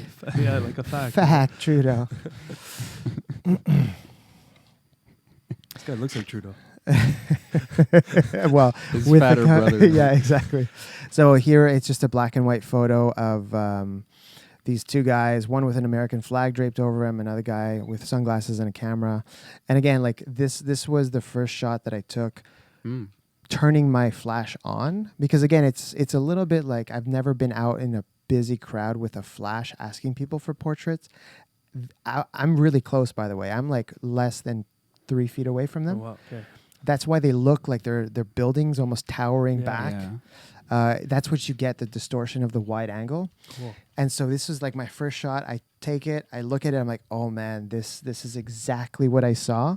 Nice. I show them That's the photo, great. and they're like, holy shit, I love it, dude. It looks cartoonish. Yeah. But then when you're a little far, it looks really weird. So this is when I realized I need to get on that trailer. This is a Métis guy who went up, and he was like, hey, look, I guess we're not all a bunch of white fringe racists, because there was, I mean, yeah, the majority of people were white, but that's just, you know, maybe Canadian thing. sort of? maybe it's a Canadian thing. A lot of, you know, truckers might be white, and so then they're overrepresented in who's there. But he was like, look, I've been, you know, speaking with my Métis friends that I'm here with. I've seen women here. It's not just men. I've seen black people, Chinese people, First Nations people. We're all here because we're all Canadian. Yes. So she, again, this is with the flash that it really separates them, because otherwise she'd be like that dark. Is that a horn? Yeah, so she said it's an Israeli battle horn. It's a shofar. That's The a thing massive is, shofar. I don't know, because when I'm taking photos, I'm half listening, and Yeah. like my You're in main the zone. job is Yeah. to, yeah, exactly. It's badass though. I want it. Yeah, we could look it up after Find and this see if woman. that's what it is. Yeah, Did she play it? Did she like? she didn't. I thought Oh. like at the end she was gonna sort of like end with that, because I was like, oh, this is gonna be sick, Yeah. right? But no, she didn't play it in the end. Very cool though. Yeah. And then I was like, yeah, I want to photograph some truckers, right? So again, it's peace, right? This is a trucker just coming out of his cab, showing a peace sign, smiling. He was the guy That's manning. a great photo. Yeah, he's the guy manning the stage. And again, like I wouldn't be able to do this if I didn't have the flash, Yeah, because it'd be so dark in there. it looks like a Like, I don't know painting. why, but the texture is killing me. It's amazing. Like all of this Yeah, stuff, but all like of this that, stuff. It just has like this. Yeah. extra sharpness. And the Yeah. background's just this window into like chaos, like the that's a great signs. And, photo, yeah. man. Yeah. My brother actually told me that this is his favorite photo because you just see a man who's there. He is in support of what's going on, and all he wants is his fucking job. Yeah. He's just, he's just a common man who wants to fucking provide for himself and his Absolutely. family. That's what he's there for. This next photo is a guy in like what looks like the Monopoly Man mask. He's wearing a top hat, and he has this billboard that's made out of the Monopoly money, and it says, "The parasitic elite have a monopoly on your health." So again, there were a lot of different views that were being expressed, and this is kind of ambiguous. Like, what does that mean, right? Is it that he's anti-vaccine, or is he sort of pro other kinds of solutions? Mhm. Like, I don't know. Freedom So- wasn't Freedom wasn't free. okay. So a lot of people had costumes, whether they were obvious, like the other guy in the Monopoly suit, or like Mm. hers. She's wearing this sort of a jailer costume, black and white stripes. And she was there with her daughter and grandkids, and she was saying that this is about freedom. There were a lot of, probably grandfathers too, but a lot of grandmothers were there. One of them we'll see on stage speaking. Wow. And they're like, this isn't for us. This is for our kids and our grandkids. Like, we need to make sure that they don't live in a future where everything is mandated and controlled by the government. Mm. Again, a lot of kids were there. They were just making snow forts on Parliament grounds, Doing what kids would do. doing what kids like playing outside and stuff. That's awesome. On Parliament grounds. That's good memories. Yeah, yeah. So I took this photo because the guy looks super cool. He looks like a military dude. He looks like a military dude. I don't know Like if a he fighter necessarily is. Yeah, with the little. So he's got these little beady sunglasses, and he's got some camo, and he's sort of right in front of Parliament. He definitely has an intensity to them. Yeah, The cranes help. Like the background's like larger than life. Yeah. mm-hmm. That's and awesome. and the thing is, yes, like he represents a majority of people, white, middle-aged men who work outside, whether it's logging, trucking. There were farm trucks that were there too, like Tractors and stuff? Or exactly. Right. There are tractors that were actually on Parliament, on the street in front of. Wow. So these are two guys who have this big sign, and it says in French, Groupe d'action contre le passeport vaccinal, résistance pacifique de l'Estrie, pro-choix, vacciné ou non. So that just roughly translates to, a group that's against the vaccine passports, passive resistance, and there's a picture of both a fist and a piece kind of integrated. And it says pro-choice, vaccinated or not. So he was a Métis man who was there talking about the fact that there's no clean water in a lot of the reserves, and he was happy to pose for me. And this is one of my favorite photos of the whole event because you see his sign. This, I don't know if that's the flag of his tribe or not, but And he was there, he was proud, and he was happy to represent. And he was telling some people who were interviewing him Sorry, guys. that's That woke me up. yeah. It's beautiful. Again, there are a lot of serious issues going on, and that his people, right, people on reserves, people who are lower income, they're being the worst hit right now with all of these restrictions, with different kinds of businesses having to close or restrict their hours or restrict their capacity. Like, Canada is suffering from the bottom up, right? Mm. There's this saying where when the rich sneeze, poor people catch pneumonia, right? Like, this is what's happening right now. It's you've got a huge divide in society, socioeconomically, where the poorest of the poor, who we're saying that we're trying to help, are the ones being affected the most by these mandates, by these restrictions. So this is from inside Parliament grounds. There were people climbing A foot the fence. or and- a boot? Oh yeah, I this didn't is- notice that the first. Yeah. So this is a boot here and a boot here because there's people climbing the Great fence. shot. Yeah, and so this is a truck that had "fuck Trudeau" on it, but okay, A debatable fuck. It's still we're not too clear. feek. But but the thing is, this isn't a sticker. This isn't someone who drew it. This is aluminum siding that's replaced Wow. on the truck. He committed. Yeah. This is like this work. is serious, right? And I'm really proud of this photo because I had my wife walk away from me towards the truck, hold up the flash, and that's why Wow. you're seeing it lit. Is because it's being that like that's the reflection of the flash. Like that's why there's this weird look to it. Is because she's actually holding flash right next to the photo itself. Yeah, there's like a shine. Mm-hmm. It's like, I mean, it's a great photo in a lot of ways. I don't want to nerd out, but like, it's amazing, dude. But and like the chaos of like boots sort of climbing over this fence and But yeah. then a peace sign just to balance the whole Sure, equation. you know? sure, exactly. Yeah, but this is it. Like the protest was extremely chaotic. There's all kinds of things going on, all kinds of different views, all kinds of people going around. But it was peaceful. Like really, look, no one was arrested. There were no outbreaks of violence. There was no looting, rioting. Right? Okay. Yes, they defamed the war memorial.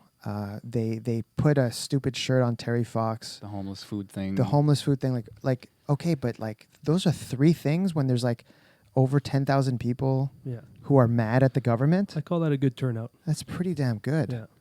Like everybody was happy to be there, but we're all mad at the government one way or another. Like let's just keep that in mind. Maybe no booze next time. But it's Canada. It's like, yeah. Yeah, so this was the girls just saying like, guys, we have to remain peaceful because with that nonviolent attitude, we're gonna win. We have to make sure that this remains peaceful. for sure, she practices yoga. It's just written Pro- all over her. Yeah, it's possible. So this guy, he's black. He comes up here and he says, the first thing he says is, as you guys can see, I'm black. And then the crowd starts laughing and he starts laughing. He's like, guys, this protest is not a racist protest. Race doesn't enter into this protest. This is about freedom and that affects everybody. That was his message, So right? where was the reporting on this story? I don't know, man. Like, I don't know. you know? I don't know. Well, I mean, you need to be sensational. If there's like you said, like a band of Nazis, I get it. You know, I like get it. those but are a problem. You can't Focus just on focus them. on one storyline when there's Well, 10,000 plus. Just to be It's- devil's advocate again, though, like apparently, like there's a swath, or maybe like I don't know if it's the pure initial like instigation of the convoy, but apparently a guy organized a lot of it who has like books written and like like he's like clearly an open white supremacist. Yes. So if the money, if the like almost $5 million that was raised is going to him, that's fucked up. In a lot of Sure. ways, I don't think the protest needs to be informed by who it started or why it started. It's just bigger than that now. Mhm. But that's still a question worth talking about. Mhm. And who's going to report on this? Mhm. The like you said, the swaths of people who are just there for the same reason. It doesn't fucking matter But where they come from, or it does, but it's not necessarily bad if they're white or bad if they're not. But know you what I need mean? to, as a journalist, you need to address the full story. You can't just narrow down onto one narrative. Yeah, good luck. Otherwise, bro. that's not journalism. Funny enough, that's exactly what they're trying to tarnish Joe Rogan's podcast with. It's that he doesn't have enough of both sides, or he doesn't, interview one side one day and the following day have the other perspective right away. Yeah. But they're no better, right? Again, I think the story was written a week before the actual protest began. So you're not going to want to tell the story. Look, I had people messaging me and commenting on my post saying exactly what you said. One of the organizers is a white supremacist. Another organizer is part of the PPC. And it's like, okay, is being part of the PPC in itself just an unequivocal wrong? Like, I don't know about that. It's a political party. I don't necessarily know if that's, but the thing is, if as soon as you've equated a certain type of person with absolute evil, then you just have to say that part. And again, like, to me, look, being part of a white supremacist group, I think that's terrible. I think you need to try to inform those kinds of people with why their views are bad. Who was the guy who went on Joe Rogan? He was a jazz musician, and he ended up converting something like 100. I think it was closer to 300. Okay, white supremacists. And what did he KKK do? members. Yeah, he Conversation. spoke to them. Yeah. You know, one day someone called him crying, saying like, "You're my friend, and I'm supposed to hate you." I don't know if what I've been doing for years is the right thing, but anyways, the point is, like, okay, so the guy, one of the organizers, is part of the PPC. Some people think that's enough to just be like an illegitimate protest. Why? Like, I don't know. Like, now it's just we've lowered the bar of racism so low that you can't help but trip over it. You know, this guy is part of the PPC, and that's it. Like, you don't even have to say anything else. You just understand what that means, and he's racist because the party is racist. I don't remember the exact accusation, but I think the Bernier there, like, there was maybe something he said in the past that just doesn't age well, or is possibly blatantly wrong. You know, Sure. But I don't remember the details. But it's like, because he's the leader, and it's like people can't change or whatever. You know, like, just these, But talking about again, lines, sensation. if you keep lowering that rung of racism, eventually it becomes going to a thing like this. You're deemed a racist. Absolutely. You know, and this because this was deemed a racist, misogynist protest. Yeah. So she's a Quebecer. She was pissed off at the increasing restrictions, even though things are getting better. More and more people are vaccinated. You've got a less lethal version of COVID now. That's the predominant variant, and she's just like, this has to stop. Yeah. Curfews in Quebec, vaccine tax, like you said, it's not happening, but it was on the table for like, what, 2 weeks, 3 weeks? Well, if you think about it, if there was no pushback, it would probably be here today. True. You know? True. I think it was just to scare people and get the numbers up. Yeah, but I don't know. If people didn't respond to it, because he got a lot of backlash, it would have been here. So that's the power of voicing your opinion to mandates, because if you do nothing, all these things would have been in place. Sure, exactly. That's the purpose of these protests. If there was not much talk about the taxes, you would see it tomorrow. Sure. You know? Yeah. So you have to think about... You know, his numbers went down, the curfew went away. I'm speculating, but sure. like... And the they health also minister... stopped testing as much. That was another thing. And the health minister resigned, what was it, 2 days before the... Was it 2 days before the curfew or the tax? Tax. Oh, yeah, the tax. Yeah. One other thing, too, which like people don't seem to realize, right? 100% vaccination rate is an asymptote. What does that mean in math? It means you will not reach it, but you'll simply approach it. And at a certain point, there are diminishing returns to the amount of effort, social coercion, and actual number of people that get vaccinated. Like 90% is an A+ at Concordia. That's pretty good. That's a 4.0. Wow. Right? Like 90% is very difficult to achieve. And we got there. And it's going to be extremely difficult to go from 90 to 95, right? We're at a point of diminishing returns. You know what I mean? Microphone. Yeah. Anyways, she's a grandmother, and she was the one saying that we need to do this. We need to be here not for ourselves, not for our kids, but for our grandkids. And at the same time, there's a sign that says "Fight for our children." Yeah, that's pure coincidence. That's cool. You know, like sometimes that's just what happens. I think photography is part skill, part luck, and this is a good example That's of phenomenal. Catching Pokemon, bro. Yeah, man. Moments like Pokemon. And here I just want to get portraits of some of the truckers. And so, you know, he's a young dude, man. I don't know how old this guy is. Like he's got to look mid-20s. 20, Yeah. 25. Like, Yeah. he's a young dude. Yeah. You know, there were a lot of he's a trucker and this is his wife. You know, they came together. Pulley for freedom. Yeah, pull for freedom. Pull. It's For the horn. basically she was getting people to pull the horn, and everyone was Okay. just going up and pulling the horn and saying thank you. And you know, there was just this parking lot of trucks and people going from truck to truck thanking them, Wow. and truckers just being grateful. I even saw a woman who was going from truck to truck trying to give the truck drivers money, like here's 20, and they were like, no, we don't want your money, not like this, like. Like they're grateful. Thank you for doing that. But like I want to earn my own living. Do you know what I mean? You know, this is a I think I saw an interview with him. yeah, I saw him on a few outlets too. So he's an Indian truck driver with his whole family, and they're just kind of huddled up there, and yeah, they're all there together. Very cool. You know what I mean? Yeah. A lot of female truck drivers as well. Just it's not. See, I have a lot of ideas on how we got here. Where like it's okay to. It's okay to throw the white blue collar man under the bus. You know, I don't understand why that's become socially acceptable.